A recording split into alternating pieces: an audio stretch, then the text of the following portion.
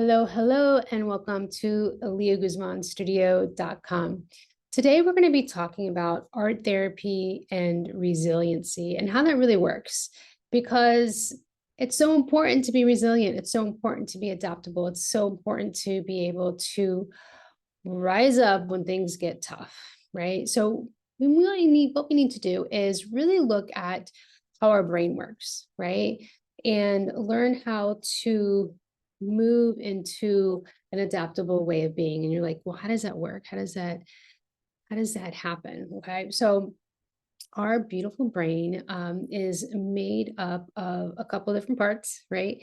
That when something is triggered, we're going to talk about the amygdala when it's activated, when we have this emergency thing happen, such as a trauma, such as a trigger, something that happens to us, we go into that fight, flight, freeze, or fawn mode. Okay. So that fight mode is like ready to like beat someone up. That flight mode is ready to run. Freeze mode is that deer in the headlights, and the fawn mode is that people pleasing, right? So our goal is not to stay here and for it not to be activated, right? So we want to get into that resiliency. So how do we do that? And how does our therapy relate? Well, that amygdala is like in the middle down here, bottom part of our brain, right? And so what we want to do is we want to stay in this prefrontal cortex, which is in the front part. This is our problem solving part of the brain, right? So when you're creating art, you actually get to go into that problem solving front in the brain, right? So what's beautiful is that the brain has these two different parts. On the left side, it's very structured. On the right side, it's more intuitive, right? And it's all about creativity. And so when you're doing art therapy, you get to use both sides of your brain, right? Because using both sides of the brain is going to get you into that problem solving mode.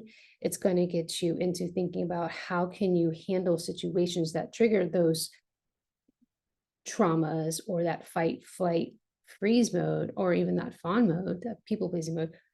What are different ways that we can respond, right?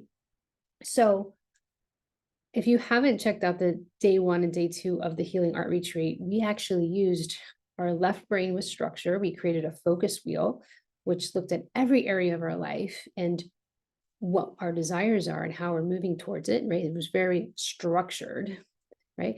And then the second day, we did a very intuitive art journaling experience where we tapped into that creativity using line shapes and colors and moving into our desires. Okay. So right there, we were triggering that problem solving mode, that frontal cortex, right? How can I get to my desires? What am I moving toward? How can I get into that energy and deal with our blocks, right? So this doesn't happen just like on a one-time session, right? I know that day 1 and day 2, we got like a taster of art therapy, a taster of what it could be like, right?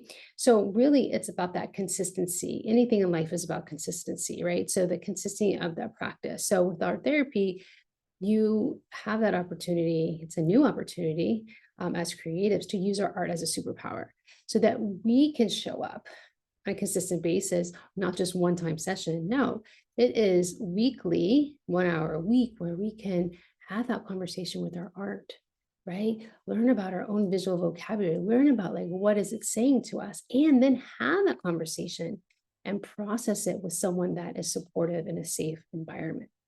Okay. So that when we go out into the world, when we have that anxiety and those triggers are activated, since that's going back into that fight, flight, freeze mode, right? When that's not activated, we can get into that, creating those new neural pathways, getting into that frontal cortex, problem solving.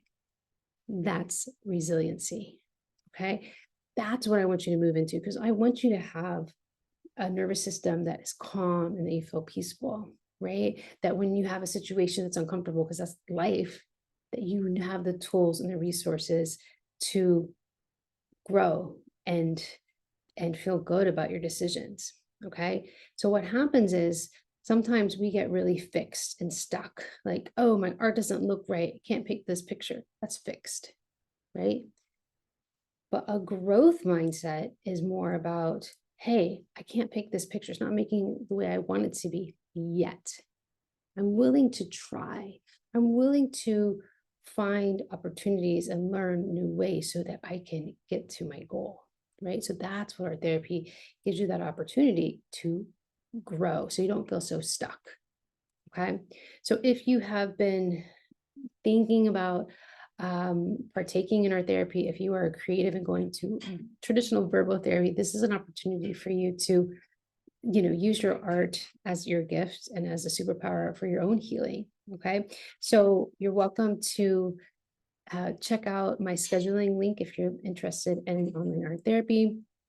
Um, and yeah, we're going to be making some new pathways, like using that brain as our muscle to work for us, using our art as a way to gain insight, self-development, relax, right?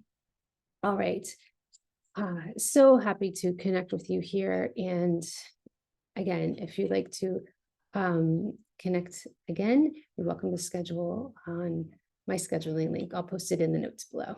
All right. Have a beautiful day. Bye.